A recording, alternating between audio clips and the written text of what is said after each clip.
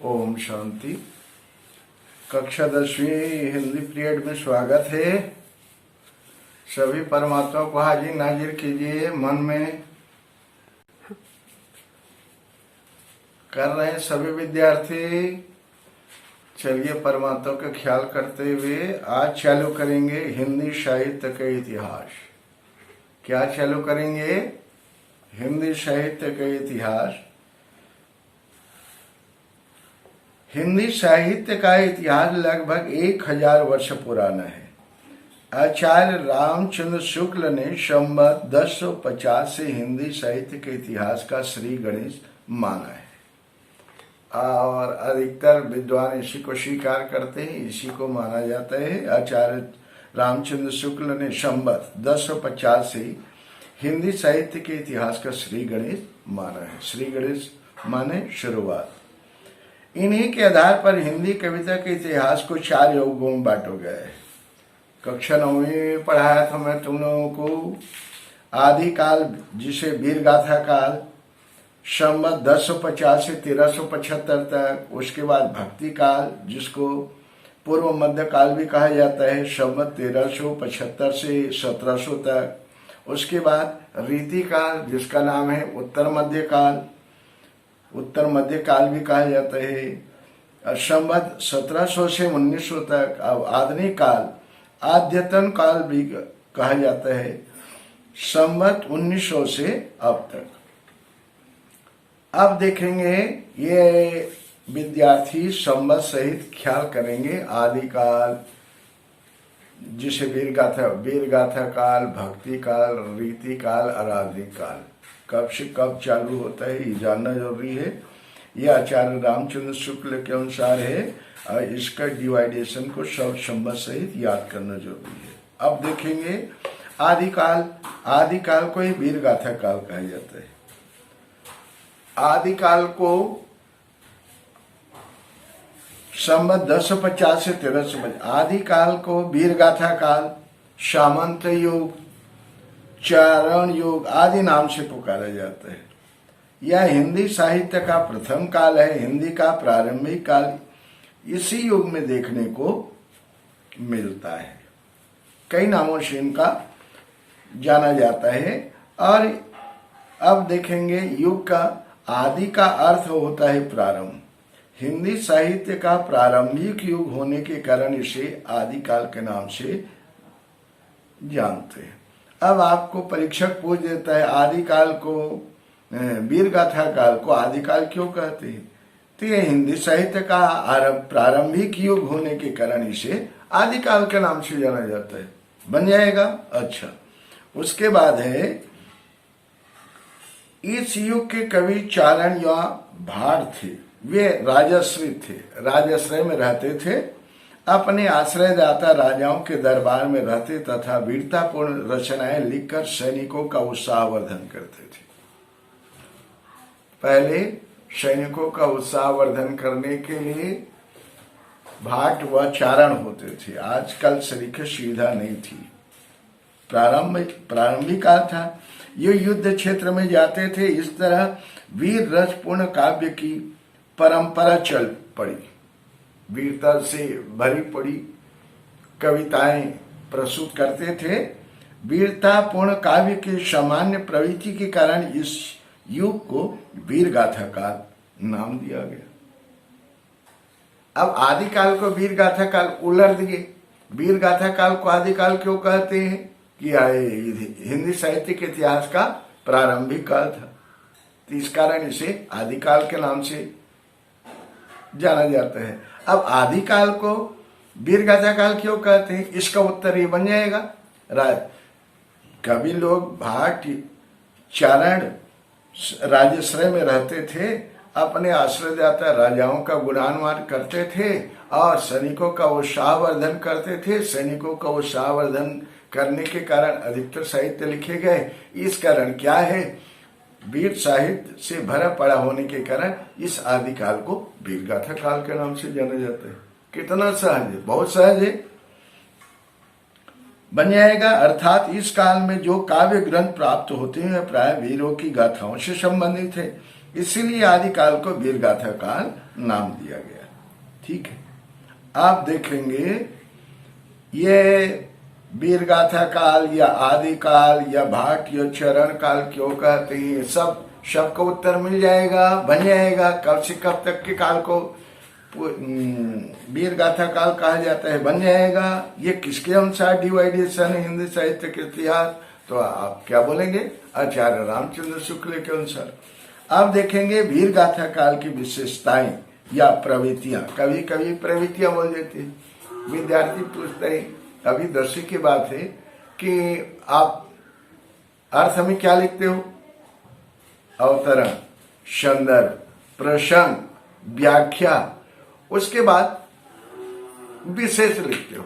तो अभी 10वीं में अभी असाइनमेंट जमा करना था, उसमें प्रश्न पूछा था साहित्यिक विशेषताएं।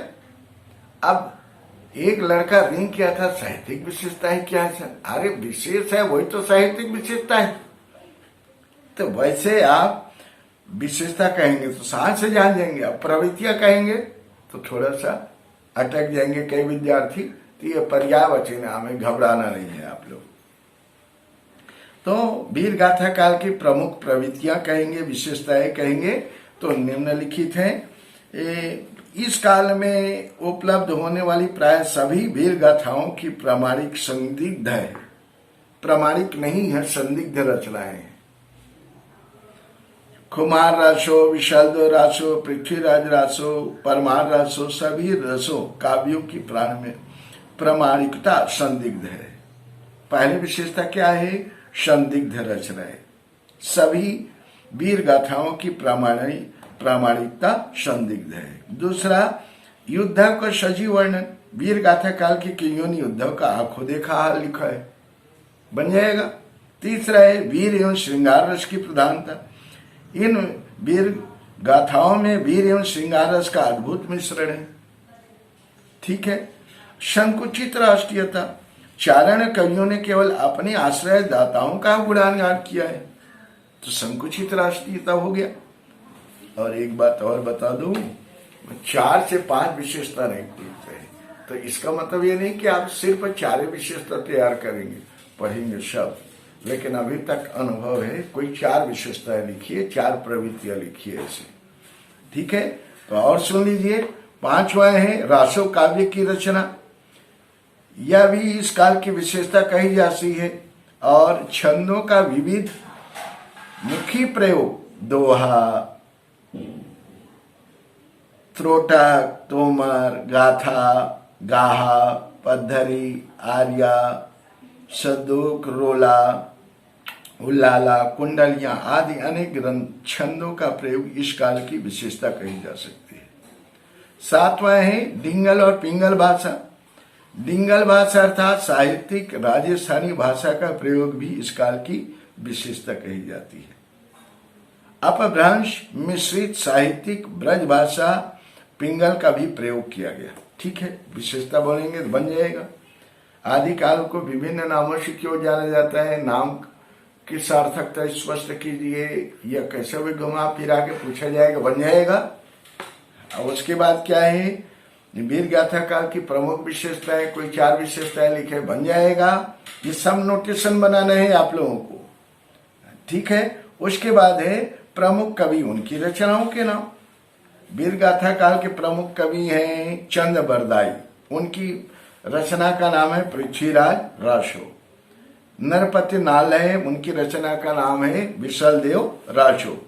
और दलपति विजय है कुमार रासो।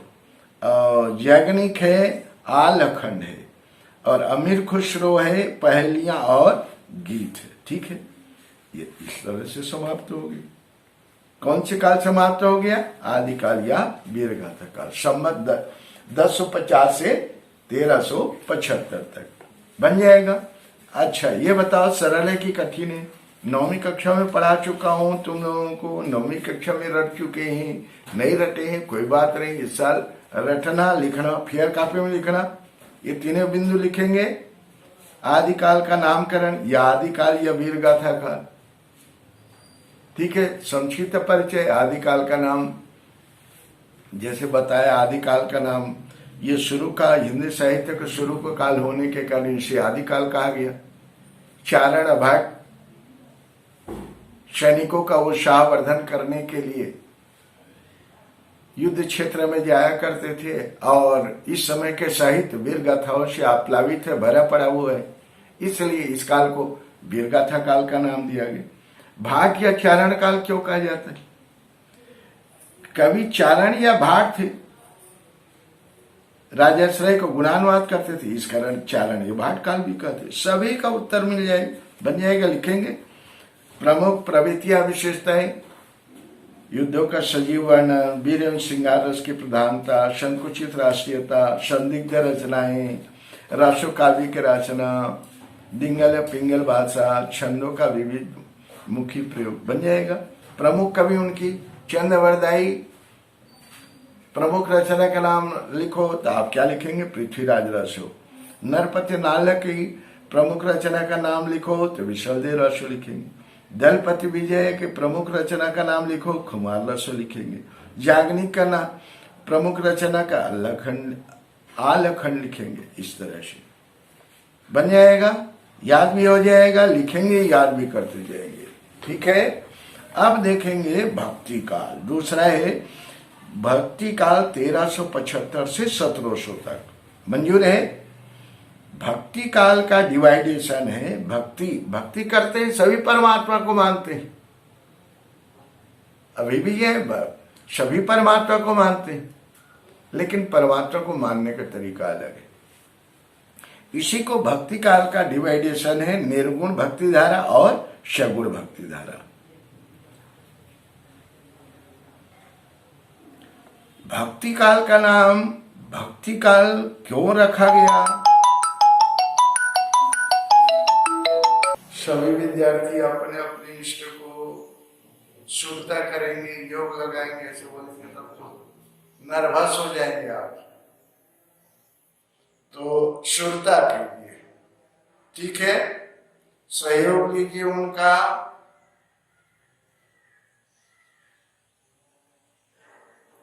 अच्छा, अपन लोग चला रहे थे हिंदी साहित्य के इतिहास। आचार्य रामचंद्र शुक्ल ने हिंदी साहित्य के इतिहास को 4 भागों में बांटा है। अब उसी को मान्य है, सर्वथा मान्य है। संबद्ध आदिकाल 1050 से 1375 तक, उसके बाद भक्ति काल 1375 से 1700 तक, उसके बाद है रीति काल 1700 से 1900 तक, और आदि काल संवत 1900 से वर्तमान। तो आदि काल में आप लोगों को दिए थे कि आदि काल को किन नामों से जाना जाता है, ये लिखने के लिए बोला गया था। आदि काल की विशेषताएं लिखियो, ये बोला गया था। वीर गाथा काल के प्रमुख कवि, उनकी एक एक रचनाओं के नाम लिखिए। ये 3 बिंदु दिया गया था। ठीक है, अब भक्ति काल का दूसरा नाम है पूर्व मध्य काल।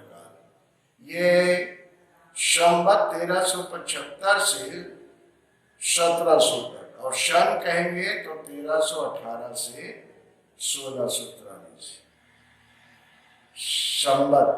संवत अलग है और सन अलग है, दोनों में अंतर है, देख लीजिए। अब भक्ति काल का प्रारंभ कब हुआ? इस काल को भक्ति काल क्यों कहा जाता है? जैसे आदि काल को वीर गाथा काल क्यों कहा जाता है? इसका नामकरण के बारे में तुम लोगों को ख्याल होगा, पढ़ाया था।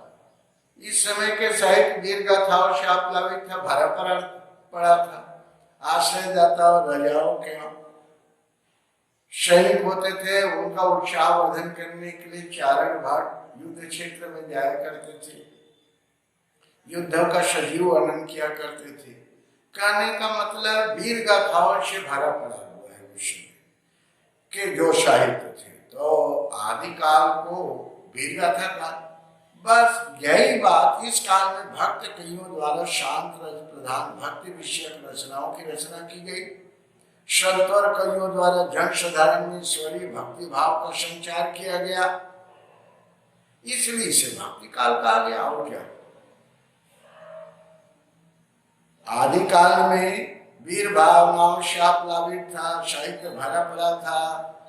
सैनिकों में उत्साहवर्धन करने के लिए वीर रस प्रधान कविता किया करते थे, तो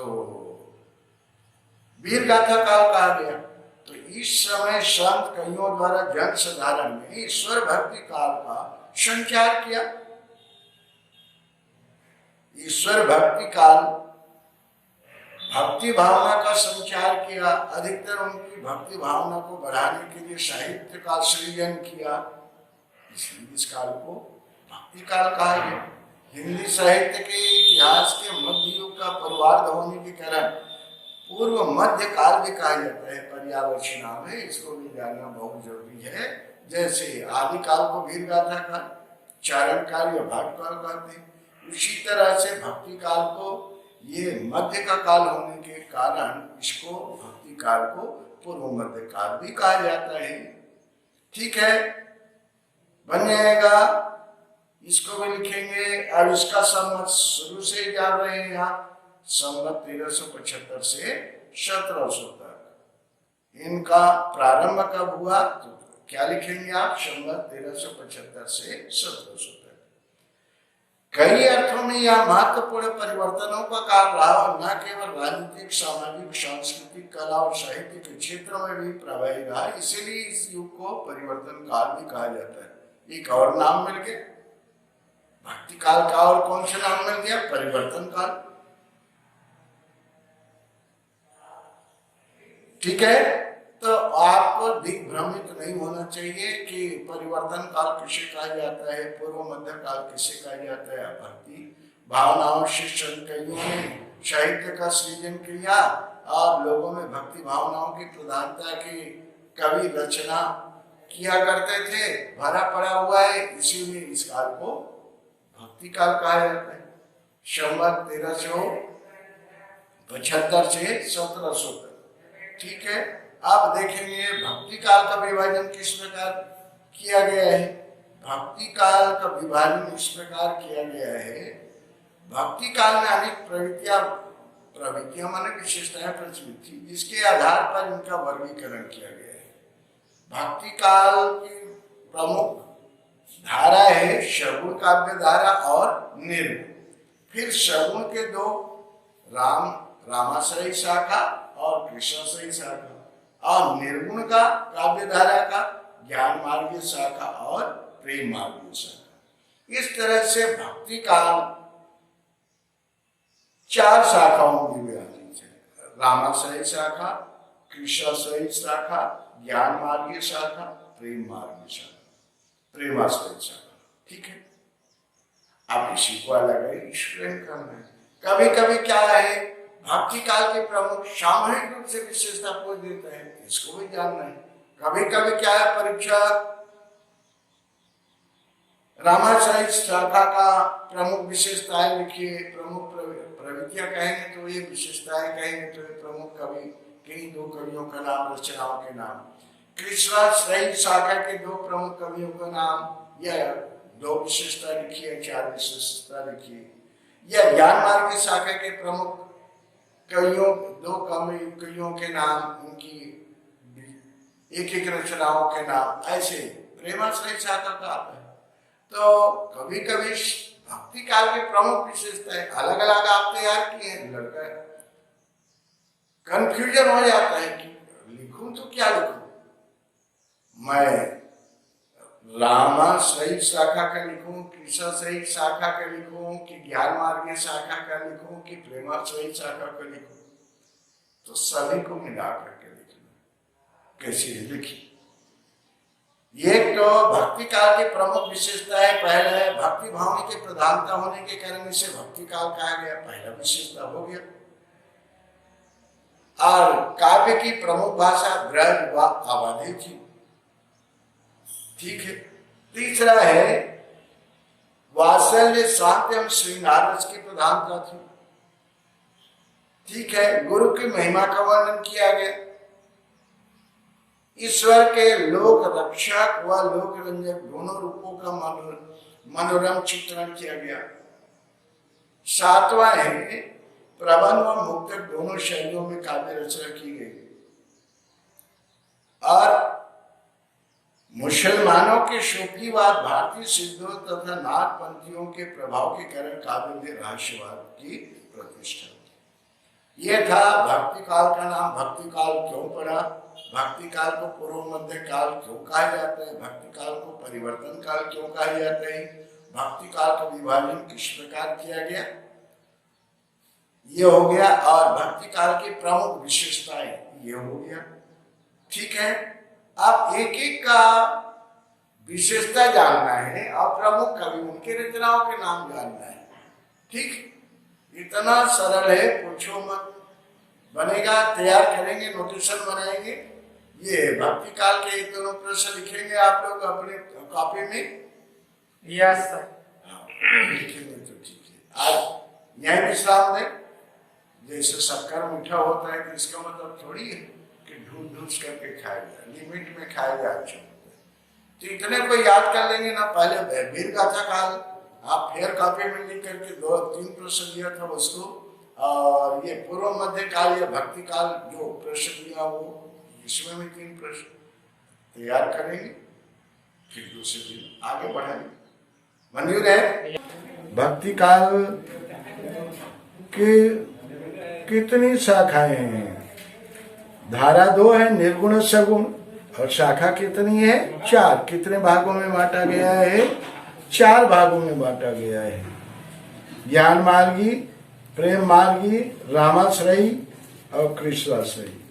और भक्ति काल की प्रमुख विशेषताएं के बारे में भी लिखने के लिए बोला था। फेयर कॉपी में लिखेंगे विद्यार्थी। अच्छी बात है। आज चालू करेंगे उसी तारतम्यता में निर्गुण भक्ति धारा। निर्गुण भक्ति धारा क्या है, उसकी प्रवृत्ति क्या है, विशेषता क्या है, इसके बारे में देखेंगे। निर्गुण ईश्वर में विश्वास। निर्गुण माने सभी संत कइयों ने नाम रूप रहित, मतलब निर्गुण ब्रह्म की उपासना पर जोर दिया। जैसे कोई राम को, कोई सीता को, कोई गणेश को, कोई हनुमान को अपने इष्ट मानते हैं। निर्गुण वाले बोलते हैं ये वो ईश्वर नहीं है, हम उसके ईश्वर नहीं मानते। तो हम किसको मानते हैं? जिसका नाम और रूप भी नहीं रहता, रहित मतलब नहीं रहता, वो निर्गुण ब्रह्म की उपासना करते हैं। बिना आकार प्रकार के परमात्मा को भजते हैं। इसी को निर्गुण ईश्वर में विश्वास। सगुण में विश्वास नहीं करते, आकार प्रकार में, बिना नाम और रूप का वो ईश्वर में विश्वास करते हैं। निर्गुण ब्रह्म की उपासना करते हैं। पहली विशेषता हो गया, बहुत सरल है। दूसरा है बहुदेववाद तथा अवतारवाद का विरोध। निर्गुणिया संत कइयों ने बहुदेववाद और अवतारवाद में अविश्वास प्रकट किया है और एकेश्वरवाद का संदेश दिया है। दूसरा पॉइंट क्या है? बहुदेववाद और अवतारवाद का विरोध किया और ईश्वर का एकेश्वरवाद, ईश्वर एक है, इस पर जोर दिया। तीसरा है गुरु महिमा। निर्गुण भक्ति धारा के कईयों ने गुरु महिमा पर जोर दिया। गुरु गोविंद दो खड़े काके लागू पाओ, बलिहार गुरु आपने गोविंद बताया। गुरु महिमा का बखान किया।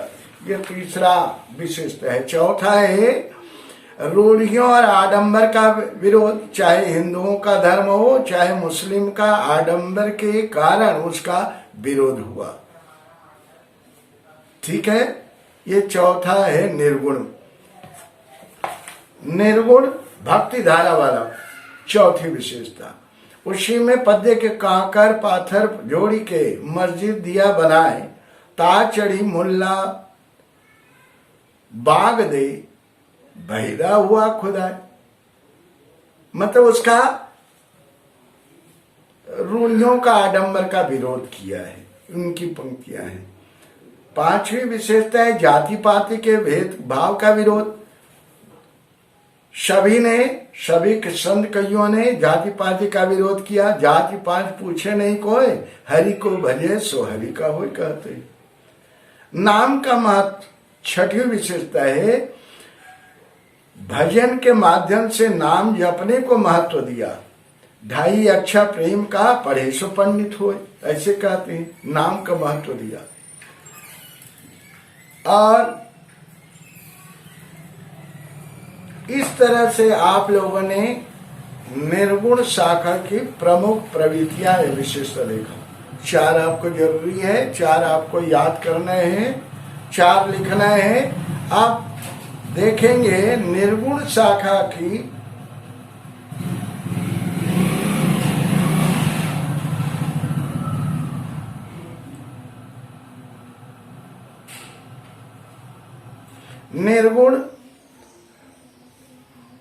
निर्गुण जो शाखा है इसके 2 भेद हैं, ज्ञानाश्रयी शाखा और प्रेमाश्रयी शाखा। निर्गुण में 2 खंड है, ज्ञानाश्रयी शाखा और प्रेमाश्रयी शाखा। ज्ञानाश्रयी शाखा का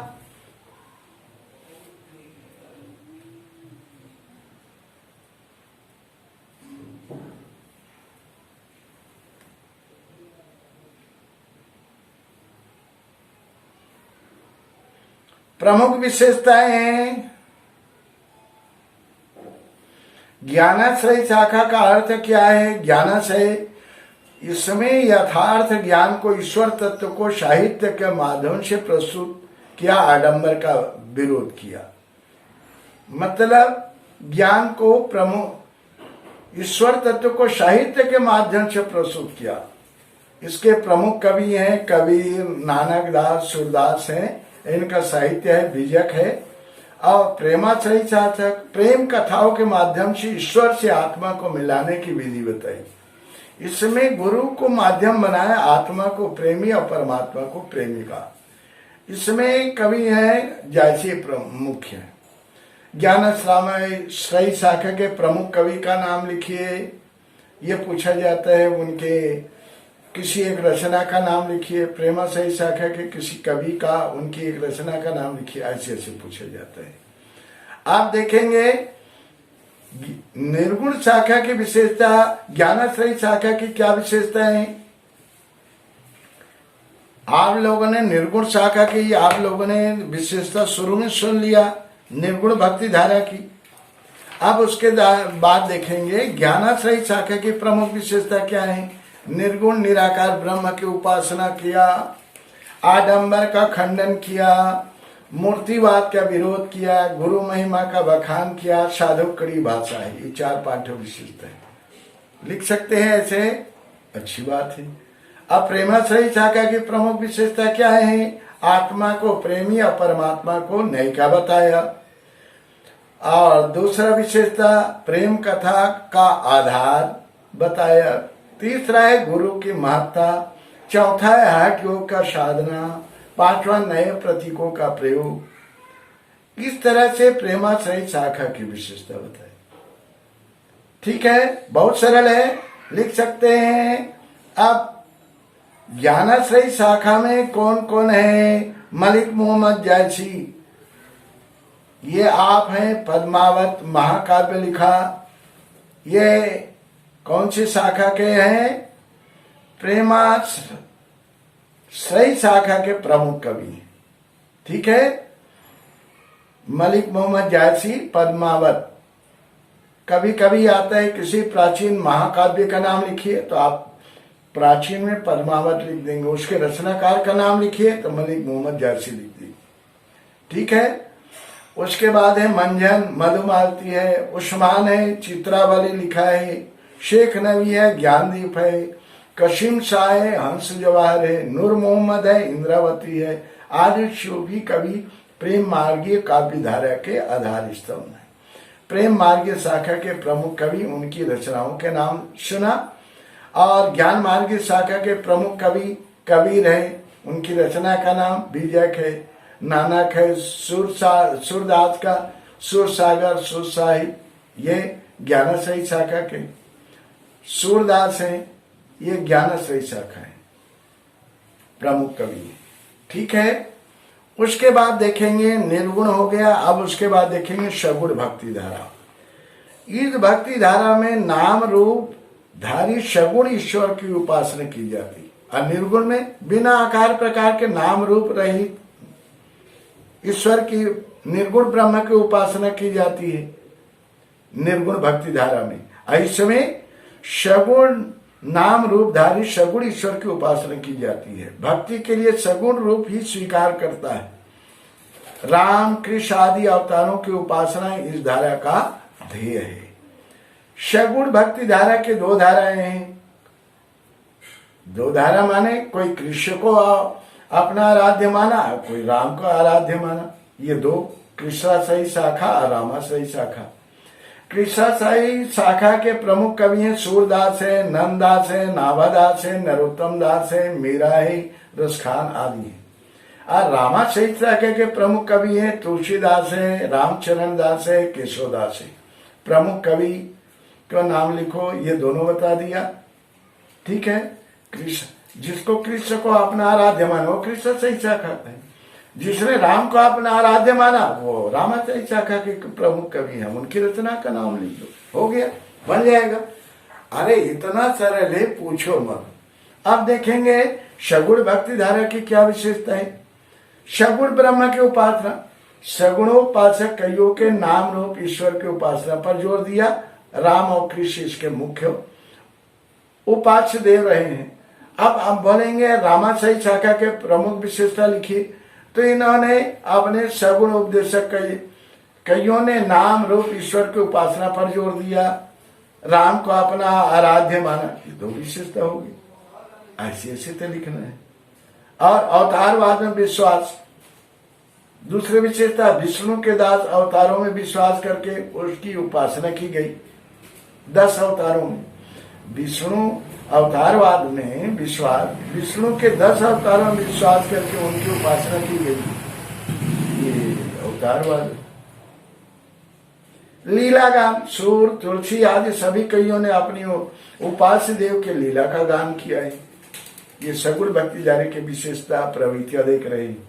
नाम महिमा, सगुणोपासक कईयों के ने नाम स्मरण कीर्तन भजन को बहुत महत्व दिया। 5वीं विशेषता है गुरु महिमा।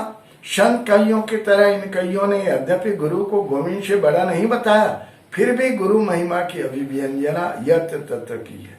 बंदा गुरु पद पदुम परागा, सुरच सुवास सरस अनुरागा। बिनु गुरु ज्ञान न होई, ज्ञान से अधिक भक्ति को महत्व। सगुणोपासक कईयों ने ज्ञान से भी अधिक भक्ति को महत्व दिया है। इन भक्त कईयों ने श्रवण कीर्तन स्मरण पाद सेवन अर्चन वंदन शंख दास आत्मनिवेदन नवधा भक्ति को बहुत महत्व दिया है।